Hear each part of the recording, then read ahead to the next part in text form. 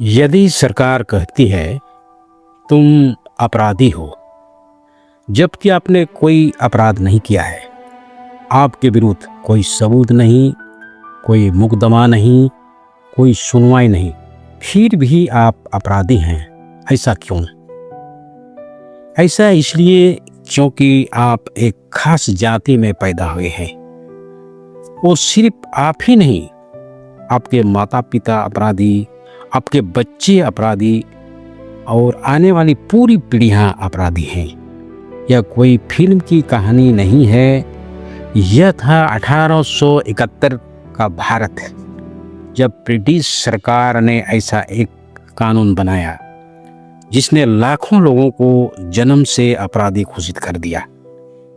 इस कानून का नाम था क्रिमिनल ट्राइब्स एक्ट 1871 और यह आधुनिक भारत के इतिहास के सबसे क्रूर कानूनों में से एक था।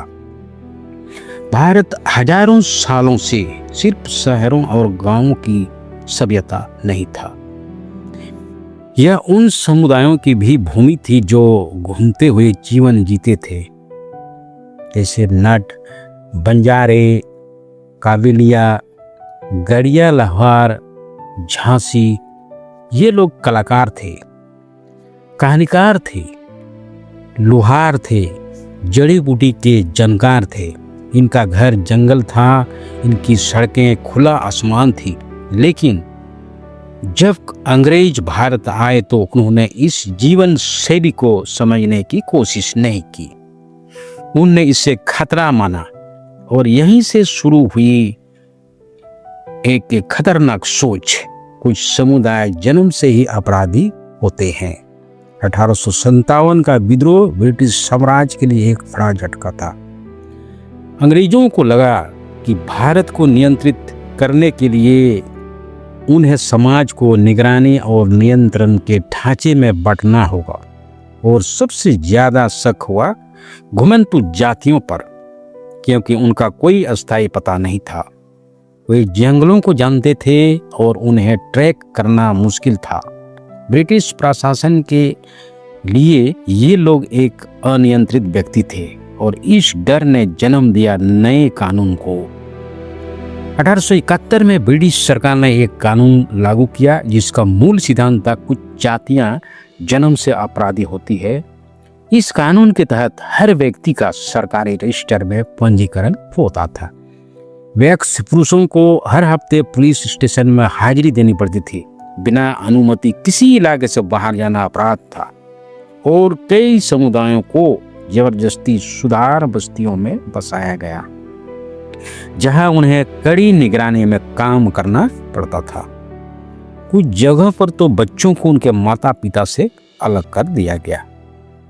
सोचिए, एक पूरा समुदाय जिसने शायद कोई अपराध भी नहीं किया, उससे कानून ने जन्म से अपराधी बना दिया। शुरुआत में यह कानून सिर्फ उत्तर भारत में लागू था, लेकिन धीरे धीरे यह पूरे ब्रिटिश भारत में फैल गया। 1931 तक सिर्फ मद्रास रेसिडेंसी में 237 समुदायों को अपराधी घोषित किया जा चुका था और 1947 तक लगभग 1,03,00,000 लोग इस कानून के तहत संदेह के दायरे में थे। सोचिए, जिस साल भारत आजाद हुआ उसी साल करोड़ों लोग तब तक जन्मजात अपराधी कहलाते थे। इस कानून ने सिर्फ कानूनी नहीं बल्कि सामाजिक तबाही भी मचाई। इन समुदाय के लोगों को नौकरी नहीं मिलती थी, स्कूल उनके बच्चों को नहीं लेते थे और समाज उन्हें सिर्फ अपराधी की नज़र से देखता था। जब किसी इंसान से सम्मान, रोजगार और आज़ादी छीन ली जाए तो उसके पास बचता क्या है?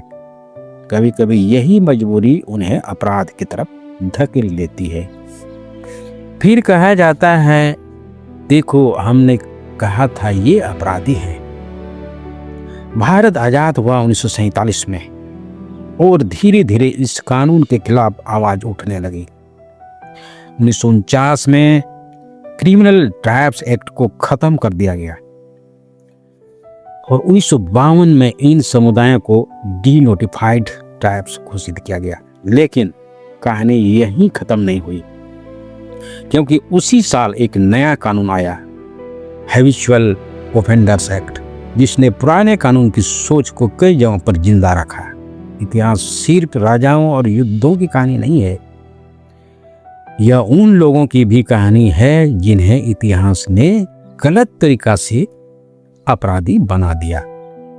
क्रिमिनल ट्राइब्स एक्ट हमें याद दिलाता है, कानून हमेशा न्याय का साधन नहीं होता, कभी कभी वह उत्पीड़न का सबसे शक्तिशाली हथियार भी बन सकता है। और शायद इसलिए इतिहास के इन अंधेरे अध्यायों को याद रखना जरूरी है, ताकि भविष्य में कोई इंसान सिर्फ अपनी पैदाइश के कारण अपराधी घोषित न किया जाए। संविधान और कानून सबके लिए बराबर है। धन्यवाद।